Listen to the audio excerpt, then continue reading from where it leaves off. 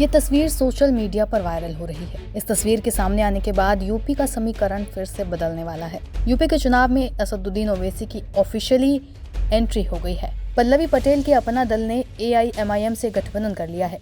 दोनों जल्द ही सीट बंटवारे का ऐलान कर सकते हैं। दलित और मुसलमान समाज जिनके प्रति सरकार का जो रवैया है और मुख्य विपक्ष में बैठे जो लोग हैं वो इन समाज के ऊपर हो रहे अन्याय के खिलाफ चुप बैठे हैं और उनके जायज सवालों के नाम पर पीछे हट रहे हैं। तो ऐसे में आज हम सरकार के खिलाफ, मुख्य विपक्ष के खिलाफ, इन समाजों के ऊपर हो रहे लगातार उत्पीड़न में अपने इस PDM न्याय मोर्चा को लेकर के आपके बीच में आए हैं। जब हमारी पहली मुलाकात आपसे हुई थी तो हमने कहा कि इस लड़ाई को हमको सिर्फ पार्लियामेंट इलेक्शन तक ही नहीं रुकना चाहिए बल्कि इसको आगे लेके जाना चाहिए।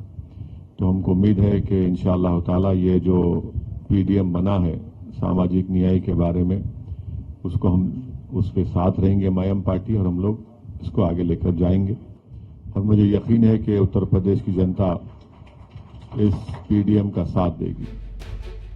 एन लोकसभा चुनाव के मौके पर इन दोनों दलों के साथ आने से अखिलेश यादव और समाजवादी पार्टी की मुश्किलें बढ़ सकती हैं। इसे सपा के मुस्लिम और OBC वोट बैंक में सेंधमारी की तैयारी के तौर पर देखा जा रहा है। पॉलिटिकल एक्सपर्ट्स का कहना है कि पल्लवी पटेल अखिलेश यादव के PDA अभियान के जवाब में पिछड़ा, दलित और मुस्लिम मतदाताओं को एक मंच पर लाने की कोशिश कर रही हैं। बता दें कि राज्यसभा चुनाव के दौरान समाजवादी पार्टी द्वारा उम्मीदवारों का ऐलान होते ही पल्लवी पटेल ने PDA की उपेक्षा का आरोप लगाते हुए बगावत के सुर बुलंद किए थे। हालांकि बाद में उन्होंने सपा उम्मीदवार रामजी लाल सुमन के पक्ष में ही मतदान किया, लेकिन इसके बावजूद पल्लवी ने सपा से अपना दल कमेरावादी का गठबंधन तोड़ लिया है। दरअसल अपना दल कमेरावादी ने यूपी की 3 सीटों पर लोकसभा उम्मीदवार खड़े करने का एक तरफा ऐलान कर दिया था। इसके बाद अखिलेश यादव ने एक प्रेस कॉन्फ्रेंस में कहा कि इतनी सीटों की डिमांड हम पूरी नहीं कर सकते। अब पल्लवी पटेल और AIMIM के चीफ असदुद्दीन ओवैसी के बीच मीटिंग हुई।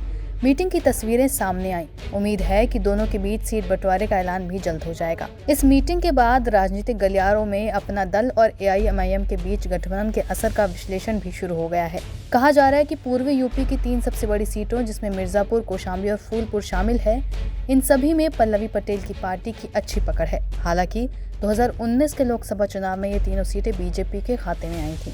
तीनों सीटों पर दूसरे स्थान पर समाजवादी पार्टी के उम्मीदवार थे। यूपी के पिछले विधानसभा चुनाव में अपना दल ने किसी भी सीट पर चुनाव नहीं लड़ा था। पल्लवी पटेल ने खुद भी समाजवादी पार्टी के उम्मीदवार के तौर पर सिराथू सीट से चुनाव लड़ा और यूपी के उप मुख्यमंत्री केशव प्रसाद मौर्य को 7,337 वोटों से हरा दिया।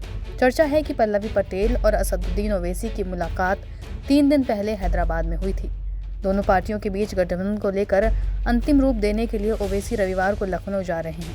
बता दें कि पल्लवी पटेल ने कुछ दिन पहले मीडिया से गठबंधन पर बात की थी, जिसमें उन्होंने कहा था कि गठबंधन तोड़ने का अधिकार उनके पास नहीं रहता। अखिलेश यादव उनके बड़े भाई हैं। 2022 में भी हमारे गठबंधन का नेतृत्व माननीय अखिलेश यादव जी कर रहे थे।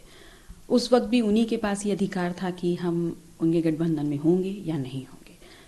तो हम आज भी ये मानते हैं कि आज भी वो हमारे बड़े भाई की जगह पर हैं और आज भी उन्हीं के पास ये अधिकार सुरक्षित है कि गठबंधन में हम होंगे तो कितनी हमारी ताकत होगी और क्या हमारी जिम्मेदारियां होंगी, ये सब अधिकार उनके पास ही निहित हैं। मुझसे PDA अलग नहीं है, मैं PDA हूँ और PDA दीवार पे लिखा हुआ कोई स्लोगन नहीं है, ये जन भावना है और उस जन भावना को उसके प्रति हम प्रतिबद्ध हैं। तो जब मैं PDA हूँ तो PDA से अलग कैसे होना है।